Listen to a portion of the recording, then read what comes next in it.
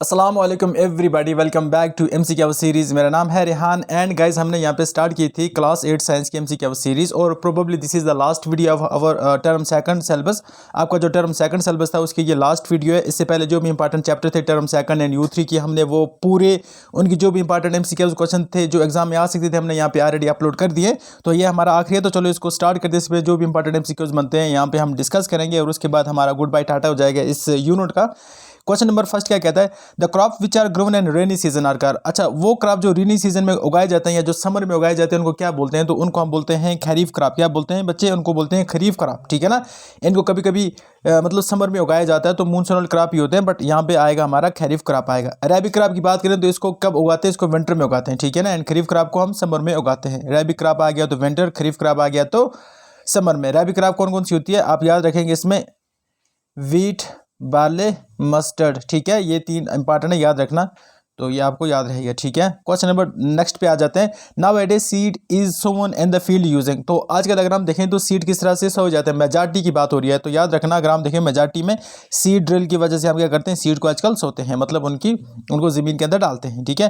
Which of the following description is true for describing fertilisers. तो आपको बताना है, नीचे चार ऑप्शन है, इसको मोस्ट अप्रोप्रिएट बताना है कि इसमें से फर्टिलाइजर को लेकर मोस्ट अप्रोप्रिएट कौन सा है।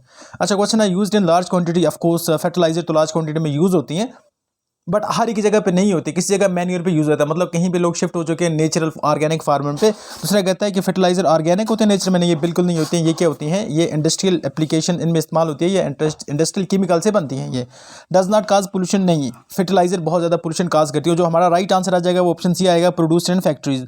जो फर्टिलाइजर होती हैं ये हम कहाँ पे बनाते हैं? ये फैक्ट्रीज के अंदर बनाती हैं। बट जो मैन्यूअर की बात करें तो वो हम घर पे बनाते हैं। जो हमारे क्या होते हैं, जो नेचुरल फर्टिलाइजर होती हैं, नेचुरल फर्टिलाइजर ही नहीं बोलेंगे उनको, जो मैन्यूअर बोलेंगे तो वो कहाँ पे हम बनाते हैं? घर पे ही बनाते हैं, ठीक है। अच्छी तरह से आगे चलते हैं नेक्स्ट क्वेश्चन के ऊपर। कहता है राइजोबियम। राइजोबियम एक बैक्टीरिया है, rhizobium which fixes atmospheric nitrogen are found and nodules grown. ये कहता है जो राइजोबियम होता है वो कहाँ पे पाया जाता है? तो याद रखना वो रूट्स ऑफ द लिगुमिनियस प्लांट्स। जो लिगुमिनियस प्लांट होता है उसके रूट्स में पाया जाता है, ना कि उसके लीव्स में, स्टेम में कहीं भी नहीं होता, बट उसके रूट्स में होता है, ठीक है ना। लीव्स में नहीं होता। ये इंपॉर्टेंट क्वेश्चन है, तो आ सकता है एग्जाम में, ठीक है। हम एग्जाम ओरिएंटेड यहाँ पे क्वेश्चन कर रहे हैं, तो हम चाहते हैं कि मैक्सिमम हमारा स्कोर हो वहाँ पे। Before sowing the seed it is necessary to break soil to the size of the grains to get better yield. The main tool use to do such. तो मतलब आपको पता है जब आप क्या करते हैं, जब कोई भी मतलब क्रॉप उगाते हैं उसका बीज लगाने के लिए आप पहले ज़मीन को नरम करते हैं। तो किस किस मेथड से करते हैं?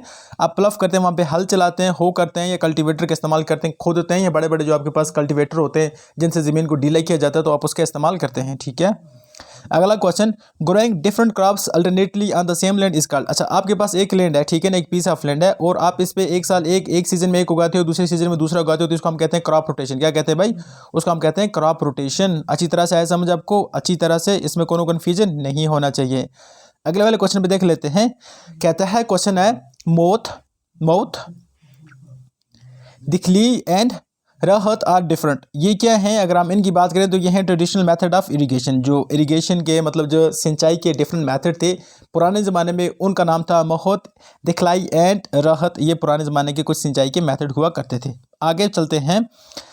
In the harvested crop the grain seed is separated from the chef, the process it called. तो जब हम देखें तो जब ग्रेन को सेपरेट किया जाता है, किससे? चेफ से सेपरेट किया जाता है, तो इस प्रोसेस को हम क्या बोलते हैं? इस प्रोसेस को हम बोलते हैं थ्रेशिंग, ठीक है ना। आपने देखा होगा हमारे पास बड़े बड़े थ्रेशर्स होते हैं, मशीन्स होती हैं जिसकी मदद से ये सब काम किए जाते हैं, ठीक है। The farmer appliances combine is a combined.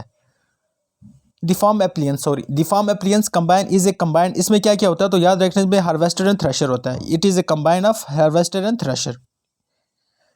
The ideal month for harvesting kharif crop. जो खरीफ क्रॉप होता है उसको काटने के लिए, मतलब हार्वेस्ट का मतलब होता है काटना होता है, कल्टीवेट का मतलब होता है उगाना, एंड हार्वेस्ट का मतलब होता है काटना। तो कौन सा आइडियल मंथ होता है? तो सितंबर से अक्टूबर तक, ठीक है। कौन सा इंपॉर्टेंट मंथ होता है? सितंबर से अक्टूबर तक। In which of the following method of irrigation rotating nozzles are use. तो किस में हम ये यूज़ करते हैं? जो स्प्रिंकलर होते हैं उसमें रोटेटिंग नोजल यूज़ करते हैं, ताकि मतलब वो पीरियाडिक टेबल पे हमें, या जो पीरियाडिसिटी पे हमें वो प्रोवाइड करे, सिंचाई प्रोवाइड करे। The process of separating grain from the chaff is known as. Chaff को मतलब ग्रेन को चेफ से अलग करने को हम क्या बोलते हैं? इसको हम बोलते हैं थ्रेशिंग। हमने अभी पढ़ा, इसको आपको अच्छी तरह से आएगा। विच of the following can make their own food. तो कौन अपने गज़ा खुद बनाता है? आपको पता है कि प्लांट खुद बनाते हैं, एनिमल नहीं बनाते, पे मैन नहीं बना पाते, क्योंकि हम ऑटोट्रॉफ से, और जो प्लांट हम हीटेरोट्रॉफ से, और जो प्लांट्स हैं वो ऑटोट्रॉफ से। इतना हो गया क्लियर अच्छी तरह से। अगला क्वेश्चन कहता है which are the following nutrients replenished the soil after growing leguminous part. तो ये कौन सा न्यूट्रिएंट्स है, तो याद रखना नाइट्रोजन।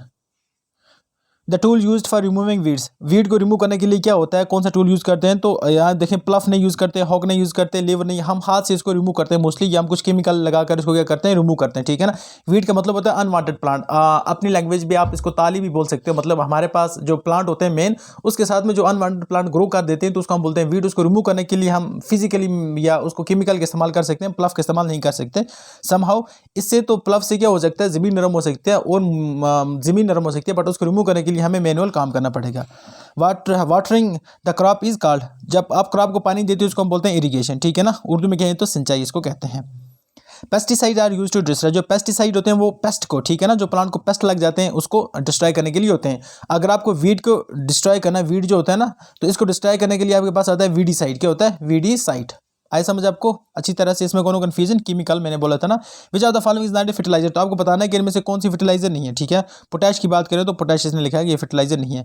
द फार्म अपीयरेंसेस, ये हमने पढ़ा। The crop which are sown in the rainy season is called, ये भी हमने पढ़ा, अच्छी तरह से हमने पढ़ लिया। The animal like horse donkey that carries load are called, ऐसे एनिमल जो लोड को कैरी करते हैं उसे कहते हैं लोड कैरियर, ठीक है। उसके बाद डायरी एनिमल का मतलब है वो एनिमल जो हमें दूध देते हैं, ठीक है ना। कौन देते हैं, जो हमें दूध देते हैं, तो इसमें क्या आ जाएगा हमारे पास, काऊ आ जाएगी, इसमें हमारे पास गोट आ जाएगी, ठीक है ना। At home to store grain we use, घर पे दानों को स्टोर करने के लिए तो हम किसका इस्तेमाल करते हैं, तो हम इस्तेमाल करते हैं ड्राई नीम लीव्स का, ठीक है। ये इंडिया की बात हो रही है। व्हाट इज़ एनपीके, आपको बताना है एनपीके की क्या फुल फॉर्म है। एनपीके असल में एक किस्म की फर्टिलाइजर है, ठीक है। Ribosome bacteria is present in the nodules of the roots, ये किसकी रूट्स में प्रेजेंट होता है, याद रखना। अभी हमने पढ़ा, यहाँ पे थोड़ा सा गलत हो गया, इसको होता है लिग्यूमिनियस प्लांट्स, ये इंपॉर्टेंट है, याद रखना, ठीक है। इसने ऑप्शन डी रखा है, ओनियन में नहीं होता, चलो ठीक है। इसको मैं चेक करके भी आपको कमेंट सेक्शन में बता दूंगा, don't worry for that. Before sowing the seeds it is necessary to break soil to the size, ये हमने पढ़ा, किससे प्लफ होता है, होकर से होता है, ये इंपॉर्टेंट होते हैं, ये हमने ऑलरेडी पढ़ दिया। विच of the following is an important factor for growth of crop, तो क्रॉप की ग्रोथ के लिए सबसे इंपॉर्टेंट कौन सी है, टेम्परेचर होना चाहिए। आइडियल टेम्परेचर होगा तब क्रॉप अच्छी तरह से ग्रो पाएगी। ये ह्यूमिडिटी है, फ्लूमिडिटी नहीं है, ह्यूमिडिटी होना चाहिए, रेनफॉल होना चाहिए, तो हम बोलेंगे all of the above are the right answer, ठीक है ना। To supply water to crops at different intervals is called, water supply करना डिफरेंट इंटरवल को उसका हम क्या बोलते हैं भाई, इरिगेशन बोलते हैं। हमने बार बार यही चीज़ पढ़ी, तो डेफिनेटली यहाँ पे भी वही प्रोसेस रिपीट हुई है। The process of losing and turning the soil is called, इसको हम क्या बोलेंगे, इसको हम बोलेंगे प्रोसेस, सॉइल को लूज करने को हम प्लफिंग बोलते हैं ना। तो यहाँ पे है कहीं प्लफिंग, डेफिनेटली यहाँ पे है the process of losing and turning the soil is called tilling, और ये बोलेंगे, ठीक है ना। नन ऑफ वो नहीं आएगा। The process of separating grains from the chaff is called, हमने इसको बोले, इसको हम क्या बोलेंगे, थ्रेशिंग बोलेंगे। थोड़ा सा आंसर में गड़बड़ी हो गया, डोंट वरी फॉर दैट, हम इसको मिला देंगे। तो ये थे हमारे कुछ इंपॉर्टेंट एमसीक्यूज। आई होप आपको ये सेशन पसंद आएगा। अगर आपको पसंद आए तो हमारी इस चैनल को जरूर सब्सक्राइब करें, और अगर आपको कुछ और नया चाहिए तो डेफिनेटली हमें आप रिकमेंड कर सकते हैं, हम डेफिनेटली इस पर वीडियो लेकर आएंगे। तो मिलते हैं उस वीडियो में, तब तक के लिए अल्लाह हाफ़िज़, thank you guys, have a nice time ahead.